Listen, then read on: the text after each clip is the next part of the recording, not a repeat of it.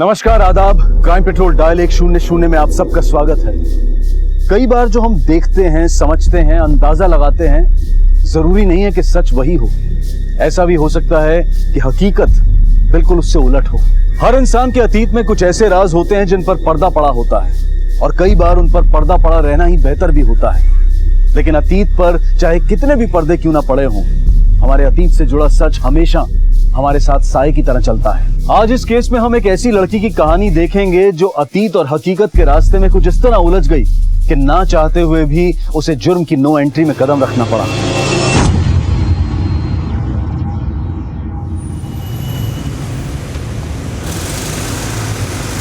The number you are trying to call is currently not reachable.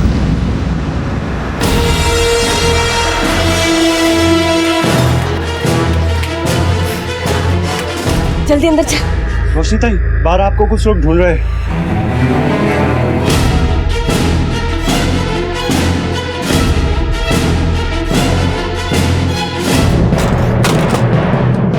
क्या हुआ रोशनी? हाँ, देखो कोई पंगा हो तो बोलना अपन को। नहीं कुछ नहीं अंकल, मेरे को ना बहुत जरूरी काम याद आ गया, तो मैं करके आती अभी वापस।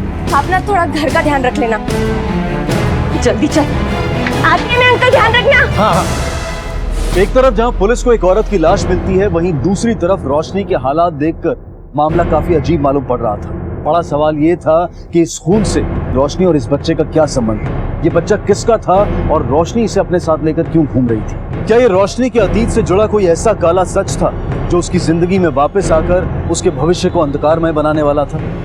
बहरहाल पुलिस ने अपनी तहकीकात को आगे बढ़ाया और इस मामले की जड़ का पता लगाना शुरू किया। इसके गले और हाथों पे निशान देख के ऐसा लगता है कि इसने गहने पहने हुए। कहीं ये गहने ही इसकी मौत का कारण तो नहीं बना? सर देख के लगता है कि लूटपाट का मामला ही है। सर ये पास से पर्स मिला है, शायद इसी औरत को। सर इस पर तो पैसे और मोबाइल वगैरह कुछ नहीं मिल रहा, और ना ही कोई ऐसी चीज जिससे पता चले कि औरत है कौन। और सर ये जगह इतनी आइसोलेटेड और सुनसान है, यहाँ पे कौन आता है?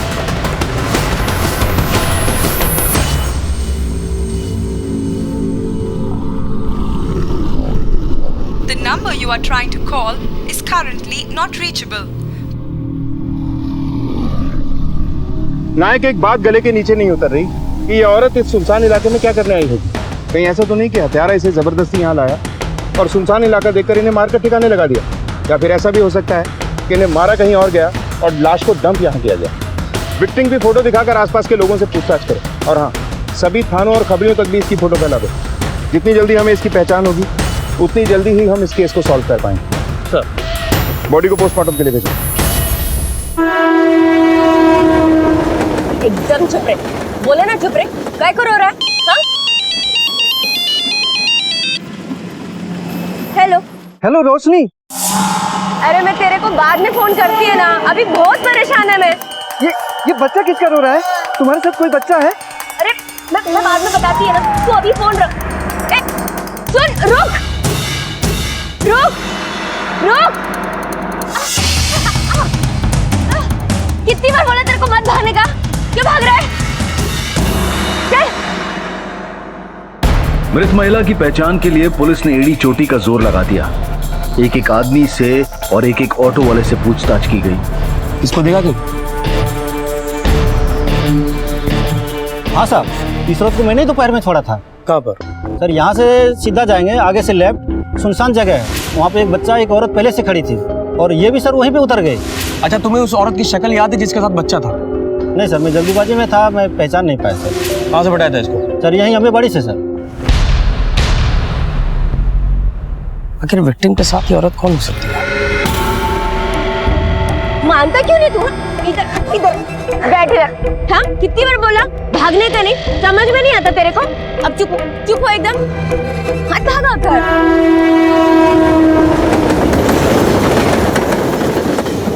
देख, अभी भागा तो फोन गिरा है, अब के भागेगा ना तो तू खुद गिरेगा।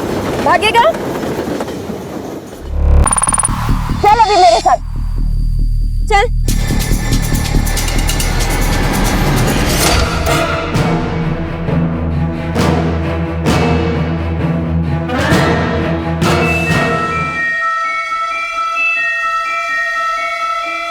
एकदम चुप कर, आज से मेश तेरी माँ है और तू मेरा बेटा। तो तू मेरे को क्या बोलेगा? माँ। समझा? और सुन, जो मैं बोलेगी ना आज से वही तू बोलेगा। समझ रहा है ना मेरी बात? चलो एक बार ये सुधाकर मिल जाए ना तो सारा टेंशन खत्म हो जाएगा। अब एक काम कर, ये दवाई पी ले। अरे पी ले, इससे ना तेरे को ताकत आएगी। अरे मुंह खोल। अरे वाह, हो गया देख। अभी ना तेरे को बहुत अच्छी नींद आएगी। चल अभी आराम से टिक जा।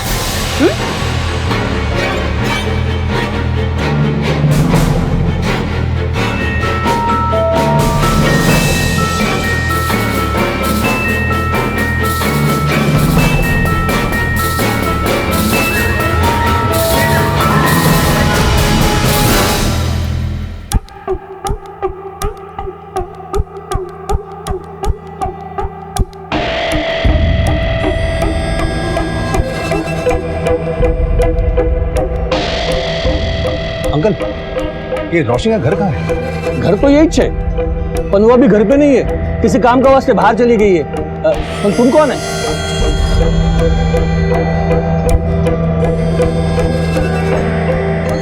ए मैन, ए हेलो हेलो हेलो, ए मैन, गेट क्या क्यों खोल रहा है? हाँ?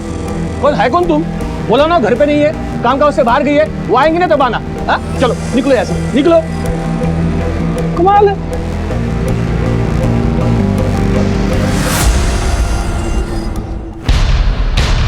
अरे सुनो। हाँ साहब। इसको देखा है? हाँ साहब, ये तो अम्मा है। ऊपर जाइए, इसका पूरा इतिहास भूगोल ऊपर मिल जाएगा। सर उस औरत का पता मिल गया है।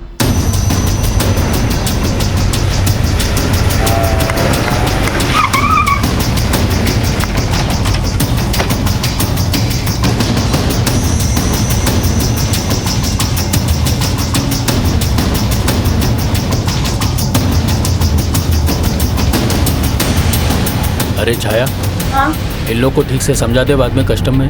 हाँ हाँ। क्या हो गया साहब?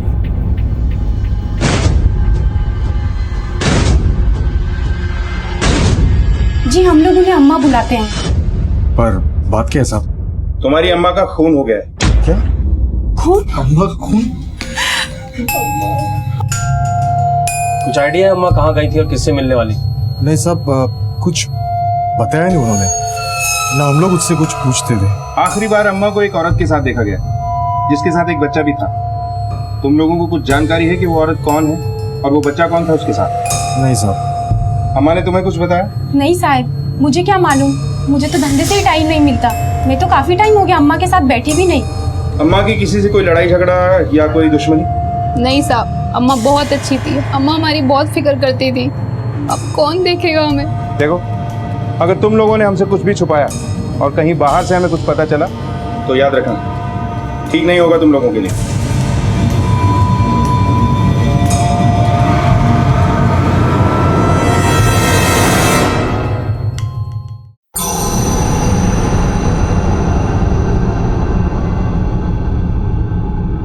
क्या बात है साहब, क्या देख रहे हो? रोशनी तो आज आई नहीं। आपको गोली चाहिए तो मेरी दुकान से ले लीजिए साहब, पूजा के लिए ही चाहिए ना।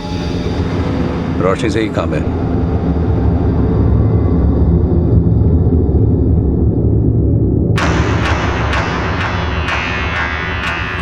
पापा दरवाजा खोलो ना। रोशनी, रोशनी, अच्छा रोशनी।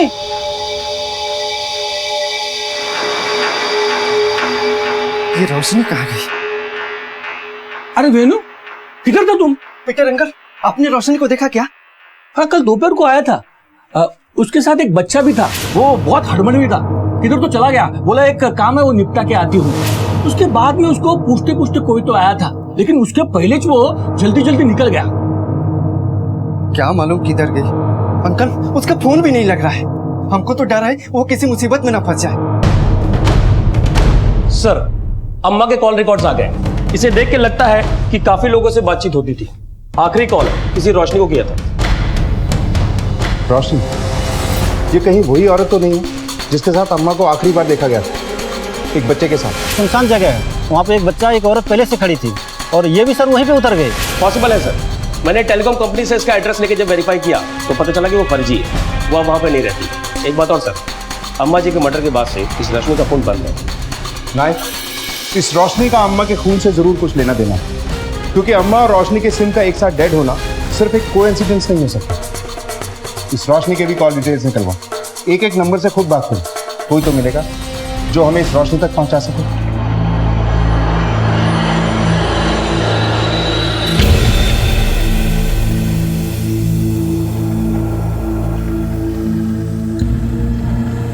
मैंने बोला था ना ठंडा पानी चाहिए, ये ठंडा पानी है, जाके ठंडा पानी लेके आओ। क्या रे सोनम, कैसी है तू? मैं ठीक हूँ, तू बता तू कैसी? सोनम मेरे लिए भी कुछ काम देखना फिल्म लाइन में, मैं कब से बोल रही हूँ तुझे, ढूंढ देना कुछ। तेरी तो इतने बड़े बड़े लोगों से जान पहचान है, लगवा देना मुझे एक्टिंग में। देख चंदा, मुंबई में सपने दूरबीन की तरह होते, दिखते तो पास है लेकिन होते बहुत दूर है। यहाँ पे मैं ऑडिशन दे के थक गई हूँ। कोई कहता है कि आप रोल में फिट नहीं हो, कोई कहता है उस रोल में तुम्हारे लिए डायलॉग नहीं है। यहाँ पे तो हर किसी को जिस्म चाहिए और कुछ नहीं। कम से कम हमारी लाइन में सोने के बाद पैसा तो मिलता है और ईमानदारी भी है, इसलिए जो कर रही है उसमें ही मजे का, कुछ और मत उम्मीद कर दूं। सर, रोशनी के कॉल रिकॉर्ड्स आ गए। कुछ 4 नंबर हैं जिस पर फ्रिक्वेंटली बात होती थी। मैंने सबसे बात की, आखिरी कॉल उसने अपने पति वेणु को किया था सर। रोशनी की मोबाइल की लास्ट लोकेशन रेलवे ट्रैक पे मिली है। मोबाइल की हालत देख के ऐसा लग रहा है जैसे वहां पे गिर गया था या तो उसे वहां फेंका गया हो।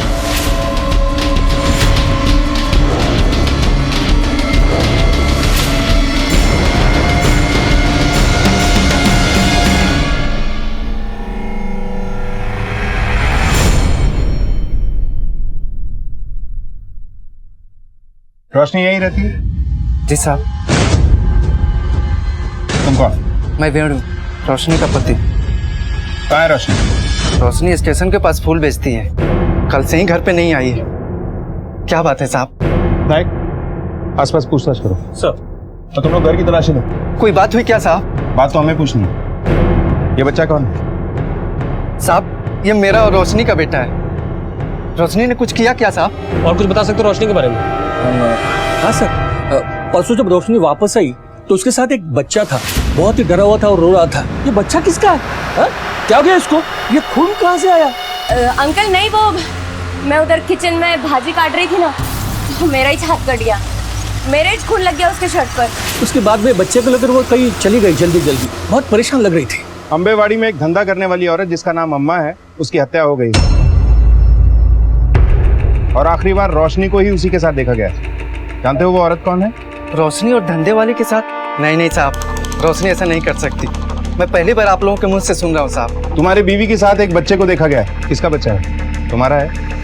नहीं साहब, हमारा बच्चा तो ये है। फूल बेचने के अलावा रोशनी और क्या क्या धंधे करती है? नहीं साहब, रोशनी बस फूल ही बेचती है। अम्मा के खून में हमें रोशनी पे शक है। अगर वो तुमसे कांटेक्ट करती है या यहाँ आती है तो हमें जरूर बताना, इसी में तुम्हारी और उसकी भलाई।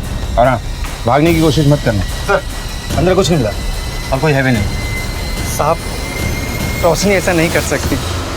एक तरफ वेणु का कहना है कि उसकी पत्नी रोशनी ऐसा कुछ नहीं कर सकती, दूसरी तरफ ये कहता है कि रोशनी किसी मुसीबत में। अगर ऐसा है तो रोशनी अब तक हमारे पास क्यों नहीं आई? और उसके साथ जो बच्चा है वो कौन है? वहाँ पे एक बच्चा एक औरत पहले से खड़ी थी और ये भी सर वहीं पे उतर गए। परसों जब रोशनी वापस आई तो उसके साथ एक बच्चा था, जिसके बारे में उसके पति को भी कुछ नहीं पता। सर, हो सकता है ये बच्चा रोशनी कहीं से चुराया हो या ये रोशनी की नाजायज औलाद हो सकता है, क्योंकि वेणु साल 2 साल में एक आध बार आता है। ऐसे में रोशनी का उससे ये बात छुपाना मुश्किल नहीं। सर, अगर रोशनी इस बच्चे को नहीं पालना चाहती थी तो इसको अनाथ हालत में छोड़ सकती थी। सर, ऐसा भी हो सकता है कि रोशनी किसी का बच्चा चुराकर बेचना चाहती थी, और अगर ये सच है तो ये चाइल्ड ट्रैफिकिंग का मामला बनता है सर। लेकिन एक बात समझ में नहीं आ रही कि एक फूल बेचने वाली का एक धंधे वाली से क्या कनेक्शन हो सकता है? कहीं ये रोशनी भी धंधा तो नहीं करती थी? हाय, हमें पता करना होगा कि अम्मा का इस रोशनी से क्या कनेक्शन है। और हाँ, अगर ये बच्चा कहीं से चोरी किया गया है तो किसी न किसी थाने में इसकी मिसिंग कंप्लेंट जरूर दर्ज होगी। पिछले 10 दिनों में जितने भी बच्चे लापता हुए हैं, नेशनल मिसिंग पर्सन डेटाबेस से उनकी डिटेल्स निकलवाओ, मोहल्ले वालों से पूछताछ करके बच्चे का स्केच बनवाओ, हमें कोई ना कोई क्लू जरूर मिलेगा। सर,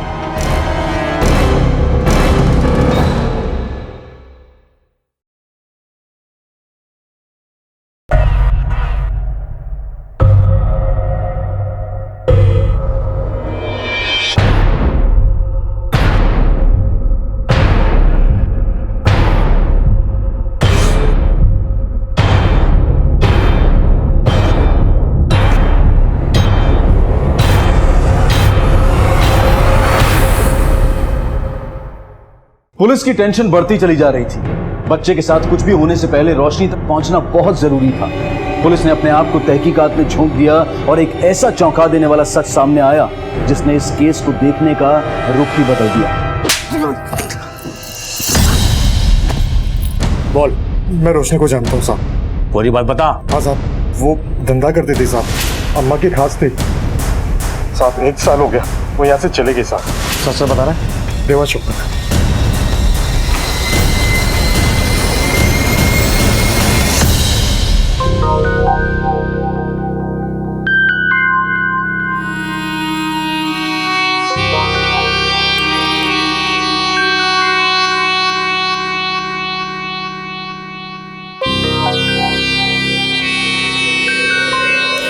क्या करूं तुम?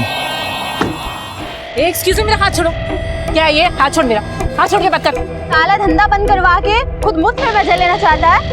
एक बहुत देखे तेरे जैसे जो लड़कियों को सुधारने के चक्कर में उन्हें घर लेके जाके मुफ्त में एंजॉय करता है। चुपचाप यहाँ से चला जा, वरना मुझे दूसरे तरीके भी आते हैं। साला एक बार मेरी हेल्प क्या करती, तू तो मेरे गले ही पड़ गया। तुम्हें मेरे साथ चलना पड़ेगा। हाथ छोड़, मैंने कहा मेरा हाथ छोड़। चल चल निकल यहाँ। सर, अम्मा का खास आदमी है मामू। उससे पता चला है कि एक जमाने में रोशनी अम्मा के पास धंधा करती थी। ये बात जानने के बाद सर हमने पुलिस रिकॉर्ड्स को अच्छे से खंगाला। इससे ये पता चला कि 1 साल पहले जो मुंबई के हर होटल और लॉज में रेड पड़ी थी, जिसमें प्रोस्टिट्यूशन का धंधा करने वाली लड़कियां पकड़ी गई थी, उसमें रोशनी का नाम भी शामिल था सर। तो जरूर अम्मा ने इस रोशनी की बेल करा दी होगी। नहीं सर, कोई सुधाकर है जिसने 4 लड़कियों की एक साथ बेल कराई थी। रोशनी, चंदा, निशा और सोनम। और इन चारों लड़कियों का आपस में कोई कनेक्शन? नहीं सर, वेणु और रोशनी के लिस्ट में सोनम का नंबर तो है, लेकिन सुधाकर और बाकी 3 लड़कियों की बातचीत नहीं दिखी। इस केस से रिलेटेड जितने भी कॉल रिकॉर्ड्स हमने निकलवाए उन सब लोगों से बात करके सुधाकर और सोनम का पता निकालो। और हम उन्हें फोन करने की गलती बिल्कुल नहीं करेंगे। लोकेट होते ही उन्हें उठाकर यहाँ लेकर आएंगे, क्योंकि जरा सी भनक लगते ही रोशनी फिर से भागने की कोशिश करेगी। और तब तक इसके पति वेणु, उठाकर लाओ इसे। तो सब बता, तू उसका पति है या सिर्फ आशिक, या फिर उसके साथ चाइल्ड ट्रैफिकिंग में इन्वॉल्व है? बोल। साहब मैं सच बोलता है, मैं ही रोशनी का पति है। हम आंध्रा के रहने वाले हैं। रोशनी का असली नाम रेवती है। गांव में बदहाली थी, कमाई का कोई जरिया नहीं था। रेवती को बचपन में ही पैसे की लालच में बेच दिया गया। मुंबई आकर रेवती रोशनी बन गई। उसके बाद उसने अपना जिस्म बेच बेच कर कमाना शुरू किया साहब। तो ये बात तूने हमें पहले क्यों नहीं बताई? किस मुंह से कहता साहब? वैसे भी साल भर से उसने ये धंधा छोड़ दिया है। अरे तू तो बहुत बड़ा संत निकला रे। सब कुछ जानते हुए भी तूने रोशनी से शादी की। सच सच बता, वो तेरी बीवी है या फिर उसकी कमाई पे अय्याशी कर रहा है तू? साहब ऐसा मत करो। मैं बचपन से रोशनी को पसंद करता है। गांव के ज्यादातर लोग अनपढ़, गंवार, बेरोजगार हैं। घर वाले अपने ही लड़कियों को शहर में लाके बेच देते हैं। उसके बाद उसका नसीब रोशनी के साथ भी ऐसा ही हुआ साहब। तो तूने उसे जिस्म फरोशी के धंधे से दूर करने की कोशिश नहीं की? किया था साहब। 6-7 साल पहले की बात है, जब रोशनी गांव आई थी अपने माँ बाप पे गुस्सा निकालने। वहाँ आकर वो टूट गई साहब। माँ, भाई, बहन सब भूखमरी से मर चुके थे। बाप बिस्तर पकड़ चुका था। शायद वो रोशनी से माफ़ी मांगने के लिए अपनी आखिरी सांसें बचा के रखा।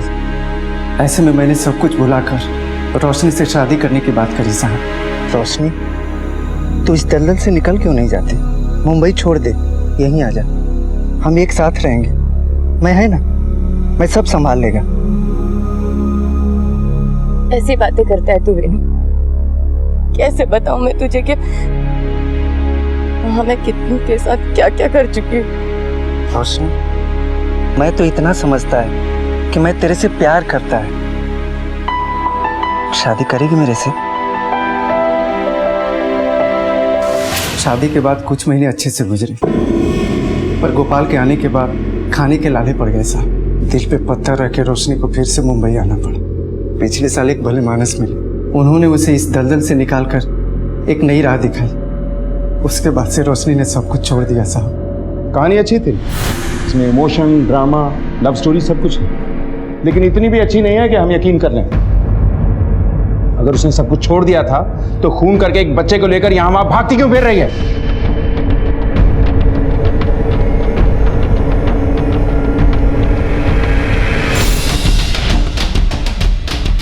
साहब मेरा यकीन करो, मेरी रोशनी ऐसा नहीं कर सकती। उसने खुद ही इतना बुरा वक्त देखा है कि किसी का बुरा कर ही नहीं सकती साहब। अगर वो भला कर रही थी और बेकसूर है तो पुलिस के पास क्यों नहीं आती? सोनम कौन है? जानते हो उसे? नहीं साहब। ठीक है जाओ, लेकिन शहर से बाहर जाने की सोचना भी मत। नायक सर, इस वेणु पे नजर रखो। रोशनी से और ये रोशनी से मिलने की कोशिश जरूर करेगा। ये चींटी ने हाथी को खा लिया। स्टोरी अच्छी थी ना? ये बताओ कि तुम स्कूल जाते हो? अरे वाह। अच्छा, कौन से स्कूल में जाते हो? I study at Kapadia school Thane. चलो ठीक है, अपना नाम बता दो कि तुम्हारा नाम क्या है? My name is Bunty Shukla. अच्छा, तुमको ये पता है कि तुम रहते कहाँ? मैं इसको कितना पूछी, एक शब्द भी नहीं बोला, तो तेरे को कैसे पटर पटर करके जवाब दे रहा है? हो गया तेरा। अच्छा रोशनी, ये बता कि तू ये काम कर पाएगी ना?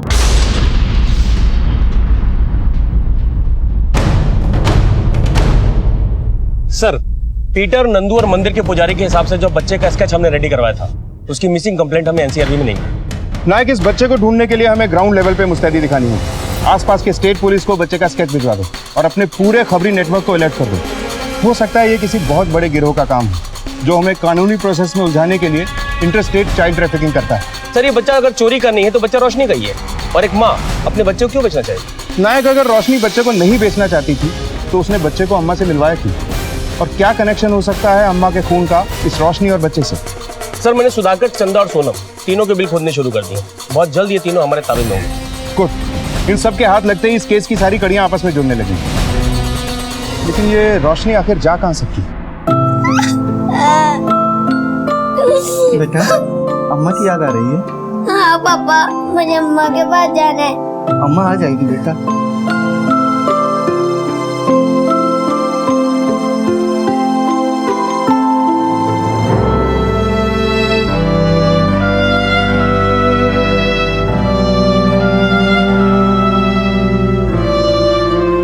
मुझे अम्मा से मिलना है, मुझे अम्मा की बहुत याद आती है। तेरी अम्मा आ जाएगी।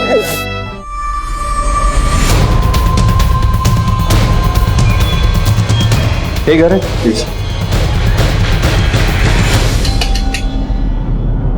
शिंदे दरवाजा तोड़ो।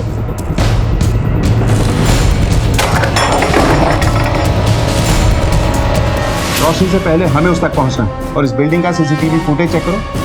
बॉडी को पोस्टमार्टम के लिए भेजो। ये दूसरा मौका था जब रोशनी पुलिस की गिरफ्त में आते आते निकल चुकी थी। आखिर रोशनी करना क्या चाहती थी? उसने सोनम का कत्ल क्यों किया? क्या वो अकेले ही इन सारी वारदातों को अंजाम दे रही थी या फिर उसका पति वेणु भी इस खून में शामिल था? रोशनी के साथ वो बच्चा कौन था जो इतने दिनों से अपने घर से दूर था और उसके घर वाले उसके लिए परेशान नहीं थे? किसी भी पुलिस स्टेशन से उस बच्चे की कोई मिसिंग कंप्लेंट भी नहीं मिली थी। रोशनी सुधाकर से क्यों मिलना चाहती थी? रोशनी का अगला शिकार वो सुधाकर तो नहीं? क्या सुधाकर इस बच्चे से जुड़ा कोई राज जानता था? सर, मुझे लगता है इस बच्चे का इस मर्डर से कोई ना कोई कनेक्शन तो जरूर है। पुलिस ने अब अपना रुख रोशनी से जुड़े दूसरे अहम नाम सुधाकर की तरफ किया। सुधाकर का फ्लैट कौन सा है? सुधाकर तो अब यहाँ नहीं रहता साहब। 1 साल पहले वो फ्लैट बेचकर अपना चला गया। क्यों? ये तो मुझे पता नहीं, पर सुना है कोई प्यार व्यार का चक्कर था, शायद पागल सा हो गया था वो किसी के प्यार में। अच्छा, आप बता सकते हैं वो इस वक्त सुधाकर कहाँ मिलेगा? ये तो मैं नहीं बता सकता, लेकिन हाँ, मेरे सोसाइटी के कुछ लोगों ने उसे यहीं कहीं आसपास घूमते फिरते देखा।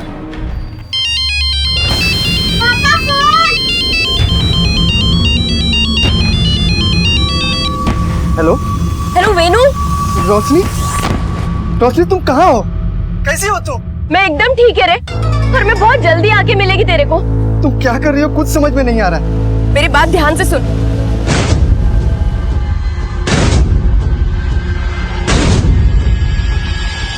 हेलो हेलो रोशनी, हेलो सर। सोनम का सोसाइटी का सीसीटीवी फुटेज आया सर। सीसीटीवी फुटेज में ये एक बंदा मिला है जिसे सोसाइटी में कोई नहीं जानता। रोशनी के घर से बाहर जाने के बाद लगभग 1 घंटे बाद ये बंदा सोसाइटी में। सुधाकर की बिल्डिंग के सेक्रेटरी को ये फोटो दिखाकर पूछताछ करो। सर।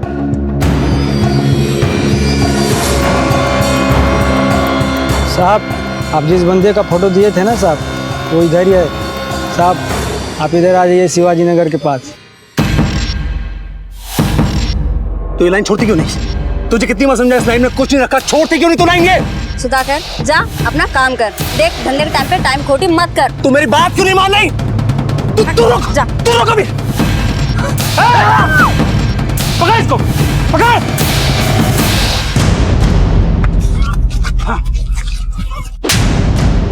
चल, सच बोल आप। मैं निशा से बहुत प्यार करता था। पुलिस रेड में पता लगा कि वो धंधा करती है। मैं पागल हो गया था सर, और मैं उसको भूल नहीं पा रहा था। हमारी शादी हुई, वो प्रेग्नेंट भी हुई, लेकिन उसके अतीत ने उसको वापस आके घेर लिया। HIV पॉजिटिव थी वो। मैंने अपना घर बार सब कुछ बेचकर उसको बचाने की कोशिश की, लेकिन उसको बचा नहीं पाया। फिर क्या हुआ? फिर मैंने तय किया कि मैं ऐसी लड़कियों को सही राह दिखाऊंगा। उस दिन मैं निशा की याद में बैठा था कि तभी मैंने रोशनी को अम्मा जी के साथ देखा। मुझे ऐसा लगने लगा जैसे शराफत का चोला ओढ़कर वो मुझे बेवकूफ बना रही है। मैं वहां से निकल गया, लेकिन ये बात मेरे दिमाग से निकल नहीं रही थी, मुझे अंदर ही अंदर खाई जा रही थी। इसलिए मैंने रोशनी से मिलने की कोशिश की, लेकिन वो नहीं मिली। फिर मैंने रोशनी की दोस्त सोनम से मिलने की ठानी। सोनम उन्हीं लड़कियों में से थी जो मेरा मजाक उड़ाती थी, मुझे गालियां बकती थी। सोनम ने मुझे बीच रास्ते में सबके सामने बेइज्जती कर दी। मैं बर्दाश्त नहीं कर पाया।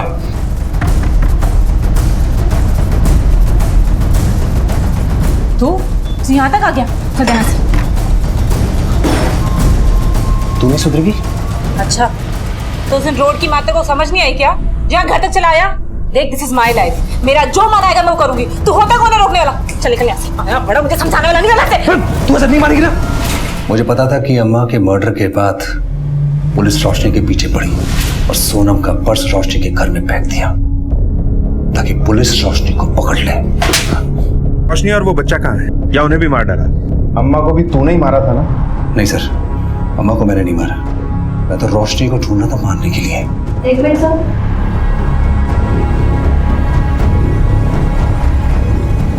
नायक, बच के जाना नहीं चाहिए। उठा के लाओ उसे। सर।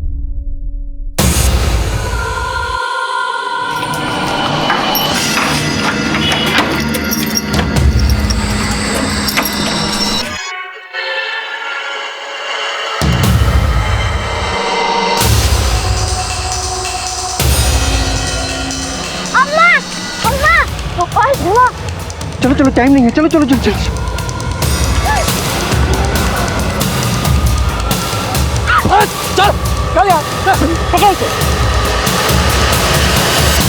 रोशनी के हाथ आने के बाद जो खुलासे हुए वो इंतहाई हैरत अंगेज और दिल दहला देने वाले थे।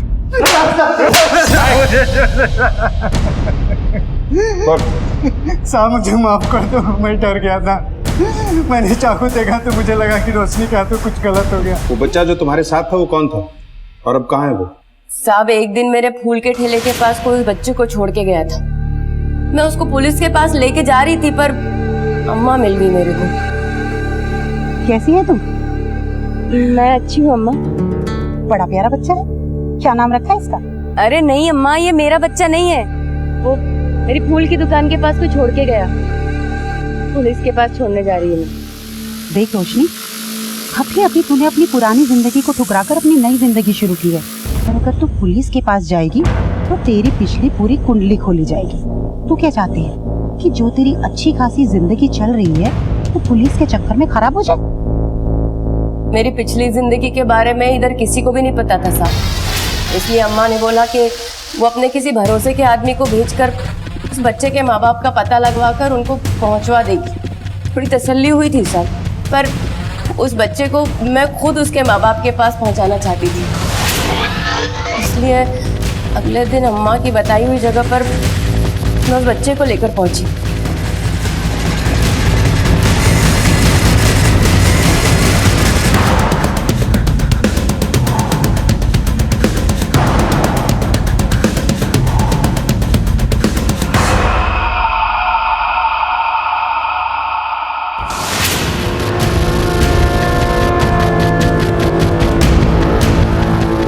अम्मा, ये 50,000 बहुत ज्यादा है।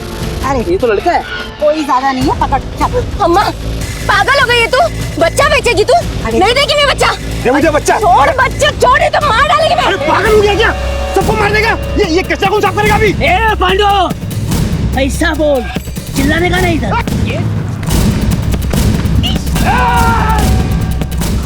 मेरे को अपना बचपन याद आ रहा था साहब।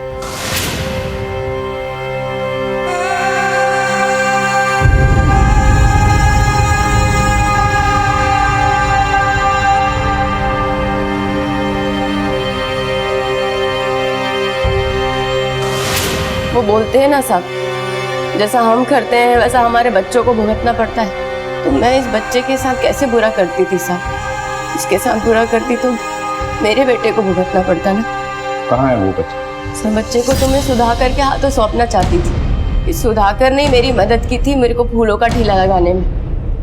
तो सुधाकर मेरे को मिला ही नहीं साहब। अच्छा हुआ जो तुम्हें सुधाकर नहीं मिला, क्योंकि सुधाकर ने ही सोनम का खून किया तो तुम्हें भी मारना चाहता था। सुधाकर ने सोनम को मार डाला?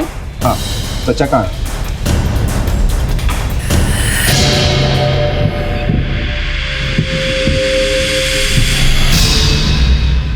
सर मैं बच्चे को सोनम के घर लेकर गई थी। उधर ही वो बच्चा मुंह खोला और अपना नाम पता बताया। फिर उस बच्चे को सीधे मैं उसके बाप के हवाले करके आई साहब। मैं उस बच्चे को नहीं मारी है साहब, मैं तो उस बच्चे को बचाना चाहती थी। बचाना चाहती थी या बेचना चाहती थी? अगर बचाना था तो पुलिस स्टेशन क्यों नहीं आई? पुलिस से भरोसा उठे जमाना हो गया साहब। 14 साल की थी मैं जब मेरे मामा ने मुझे अम्मा के पास भेजा। अरे डरने की क्या जरूरत है? मैं हूँ अम्मा, इन सब की अम्मा, और आज से तुम्हारी भी अम्मा। आज से तुम्हें हमारे ही पास रहना है, ठीक है मुन्ना?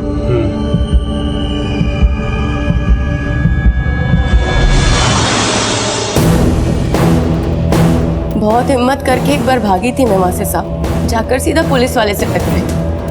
सोचा था कि अब बच गई मैं, पर वो मेरी गलत फहमी थी साहब। उसी पुलिस वाले ने मुझे सीधा अम्मा के पास कोठे पर ले जाकर बैठा दिया। पुलिस वालों का अम्मा के पास रोज का आना जाना था साहब। हमेशा लोग खुश करते थे उन्हें। कैसे करेगी मैं पुलिस वालों पे भरोसा, बताइए? मैं मानता हूँ कभी कभी रक्षक भी भक्षक बन जाते हैं, लेकिन सब लोग एक जैसे नहीं होते। पुलिस का काम लोगों की रक्षा करना होता है। बीती बातों में रहकर तुमने भूल की। सिर्फ बीती बातें नहीं है साहब, अम्मा के कत्ल में भी वो शामिल है। तुम बिना वजह पुलिस वालों को बदनाम कर रही हो। नायक, देखो कानून सबके लिए एक जैसा होता है, फिर चाहे वो कोई भी हो। लेकिन तुम्हारी बातें अगर झूठ निकली ना तो देख लेना बचोगी नहीं। तो हमें उस पुलिस वाले का नाम बताओ। संजय कदम नाम है साहब उसका, हेड कांस्टेबल है और अम्मा का वर्दी वाला पार्टनर। अगर इसकी बातों में सच्चाई है और हम इसके खिलाफ कोई एक्शन लेते हैं तो इसका भरोसा कानून की वर्दी पर से हमेशा के लिए उठ जाएगा। कानून में लिखा है भले ही 100 गुनहगार छूट जाए लेकिन एक बेगुनाह को सजा नहीं होनी चाहिए, और हमें सिर्फ इसके ऊपर शक है। हमारे पास इसके खिलाफ कोई सबूत नहीं है। एक काम करो, कांस्टेबल संजय कदम की डिटेल्स निकलवाओ, उसकी प्रॉपर्टी से लेके बैंक बैलेंस तक, किस किस के साथ टच में है, अंडर द टेबल कितना खाता है, इसकी पूरी कुंडली चाहिए मुझे। डिपार्टमेंट को इसके बारे में जरा सी भी भनक नहीं लगनी चाहिए, और इस फकीरा को भी खोद के निकालना।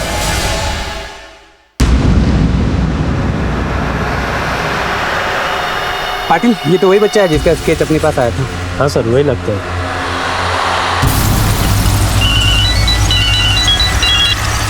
हेलो, आपने जिस बच्चे का स्केच भेजा था उसकी लाश मिली है मुझे। सर ठाणे पुलिस का फोन था। घोड़बंदर रोड पे एक बच्चे की लाश मिली जिसकी शक्ल हमारे दिए हुए स्केच से मैच करती है।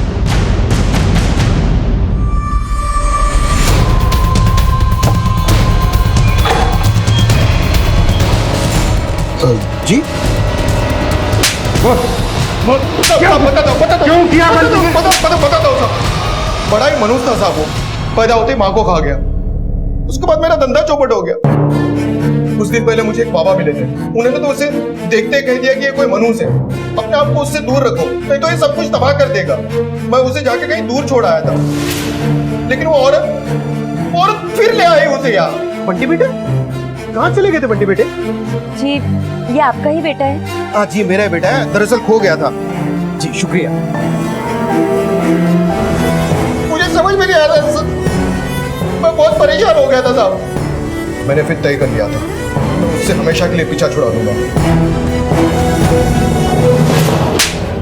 क्या नसीब पाया था बंटी ने। एक तरफ एक औरत ने अपनी जान पे खेल के उसकी जान बचाई, दूसरी तरफ उसे जिंदगी देने वाले उसके राक्षस बाप ने उसकी जिंदगी छीनी।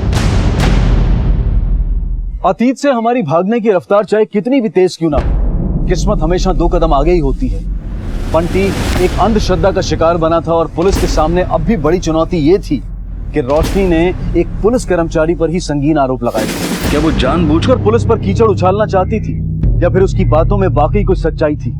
मामला नाजुक था, इसलिए पुलिस ने बड़ी मुस्तैदी और संजीदगी से इस मामले की खुफिया जांच शुरू कर दी। एक सरकारी नौकरी जहां इतनी महंगाई में लोग मुश्किल से गुजारा कर पाते हैं, ये संजय तो लखपति बन गया है। सर, संजय के अकाउंट में जो पैसे ट्रांसफर होते थे वो किसी इस्माइल यूसुफ के अकाउंट से होते थे। मैंने इसकी भी हिस्ट्री निकाली सर। इसे फकीरा के नाम से जाना जाता है। प्रोस्टिट्यूशन और ह्यूमन ट्रैफिकिंग कई केसेस है इस पर। एक बात और सर, इसी अकाउंट से अम्मा को भी पैसे ट्रांसफर होते थे। इसका मतलब है कि रोशनी सही कह रही। हो सकता है ये दोनों अम्मा के मर्डर केस में भी इन्वॉल्व है। ऐसे करते हैं, पहले इस फकीरा को घेरते हैं, बाद में संजय को देखेंगे। वैसे भी संजय को रंगे हाथों पकड़ना होगा।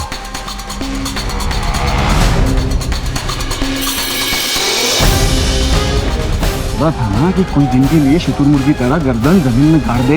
पता क्यों बुलाया था? एक बड़ी डील सामने आई। 4 लड़की हैं, 2 लड़के चाहिए। खबर भरोसे के आदमी से है ना? पार्टी नहीं है, लेकिन भरोसे का बन जाए। ये पुलिस की चाल है ये। अरे कोई चाल वाल नहीं। पुलिस!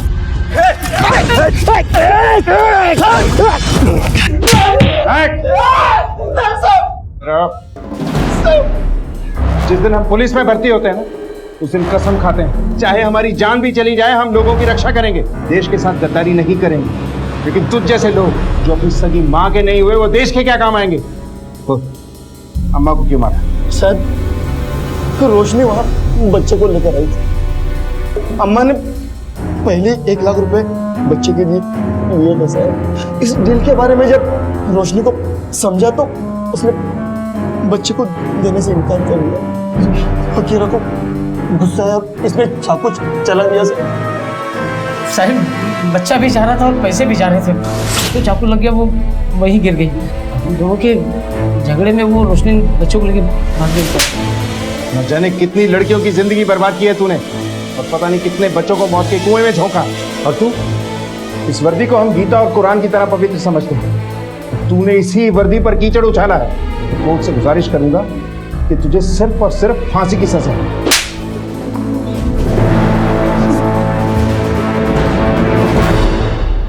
कहते हैं कि लालच का दलदल वो दलदल है जिसकी तरफ बढ़ा हमारा पहला ही कदम हमें उसके अंदर खींचना शुरू कर देता है। रोशनी ने बंटी को बचाकर उसे उसके घर तक पहुंचाया, लेकिन मौत ने उसका पीछा वहां भी नहीं छोड़ा। सुधाकर को अपना हमदर्द मानकर उससे मिलने के लिए निकली रोशनी इस बात से अनजान थी कि सुधाकर खुद उसका दुश्मन बन चुका है। पर जैसा कहते हैं ना कि शायद हम हमेशा वहीं पहुंचते हैं जहां हमारा अंजाम लिखा होता है। इस केस से इस सोच को एक नई दिशा मिलती है कि जो जैसा दिखता है, जैसा करता है, हो सकता है कि शायद उसके पीछे उनकी कोई दर्दनाक दास्तां छिपी हो। जिन हालात से वो जूझ रहे हैं, उन्हें जाने बिना किसी के भी बारे में कोई गलत राय ना बनाए। न जाने इस ऊपरी दिखावे के पीछे उनकी कितनी मजबूरियां छिपी हैं। इसी विचार के साथ अब मैं अनूप सोनी आपसे विदा लेता हूं।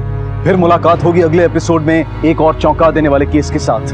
तब तक अपना और अपने परिवार का ख्याल रखें और देखते रहें क्राइम पेट्रोल डायल 100। सबक एक को, सीख हम सबको। जय Hind. If you want to enjoy more Crime Files content like this, please subscribe to our channel and click the bell icon.